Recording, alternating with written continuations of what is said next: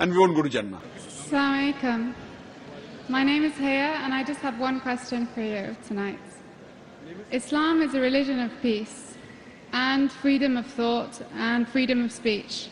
So why in the Quran does it say that if a Muslim who is born a Muslim should be punished by death if he chooses not to follow the religion anymore? Sister, you said the Quran says that a person who is born as a Muslim and he changes his religion, he should put to death. Sister, I don't know of any verse in the Quran.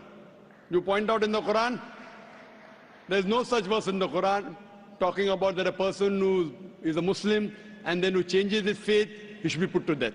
But there are certain rulings. But if you go back to the history, the seerah of the Prophet, Muhammad Sallallahu Alaihi Wasallam, we know that when the Prophet went to Medina, there was one Sahaba who came and said that when the Prophet said, go and kill these kafirs, they are causing problems, they are the enemies. So one of the Sahaba said that please forgive my brother.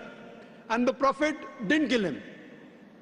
And later on that person accepted Islam. So it's not a general rule that any person who's a Muslim who becomes a MURTAD, he has to be put to death.